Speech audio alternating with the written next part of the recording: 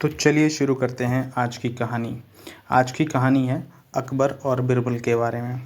तो एक समय की बात है, एक गरीब आदमी ने नींद में सपना देखा कि उसने अपने दोस्त से कुछ चांदी के सिक्के उधार लिए हैं। सुबह जब वो बिस्तर से उठा तो उसने सपने के बारे में अपने दोस्तों को बताया।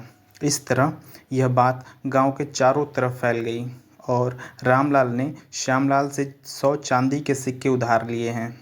ये बात थी। श्यामलाल को जब यह बात मालूम हुई तो वह रामलाल के पास पहुंचकर बोला, मैंने तुम्हें जो 100 चांदी के सिक्के दिए थे वो मुझे वापस कर दो।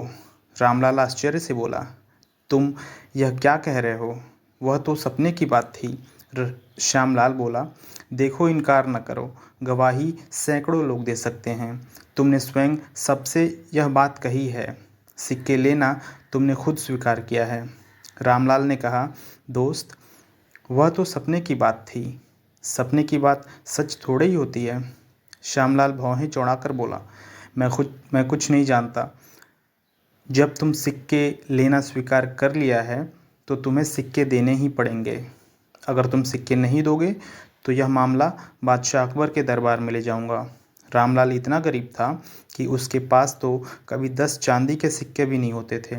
वह 100 चांदी के सिक्के देता भी तो कैसे? वह बहुत ही परेशान हो गया और डर गया। आखिर मामला बादशाह अकबर के दरबार में पहुंचा। बादशाह ने यह मामला बिरबल को सौंपते हुए कहा, बिरबल, अपनी चतुराई से ही न्याय करो।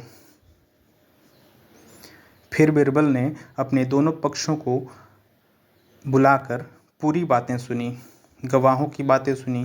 फिर 100 चांदी के सिक्के गिनकर एक थैली में रखे और श्यामलाल के सामने उस थैली को सरकाते हुए एक आईने के सामने इस तरह से रखी कि आईने में साफ दिखने लगा।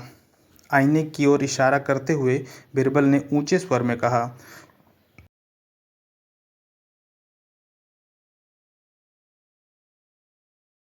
श्यामलाल, तुम आईने से अपने रुपए ले सकते हो। श्यामलाल आश्चर्य से बोला, हुजूर, आईने में दिखाई देने वाले को मैं कैसे ले सकता हूँ? बीरबल बादशाह की ओर देखते हुए बोले, बिल्कुल सही कहा। सपना भी तो एक प्रतिबिंब की तरह ही होता है। फिर सपने में उधार लिए गए सिक्के कैसे वापस किया जा सकता है? श्यामलाल, तुमने झूठा आरोप लगाकर दरबार का समय बर्बाद किया है, अतः तुम पर 10 चांदी के सिक्कों का जुर्माना लगाया जाता है ताकि भविष्य में कभी भी ऐसी गलती न करो। बीरबल के इस न्याय से बादशाह बहुत प्रसन्न हुए। तो देखा आपने, लालची श्यामलाल को पड़ गए न लेने के देने। तो इस कहानी से आपने क्या सीखा, हमें कमेंट में ज़रूर बताइएगा। Thank you.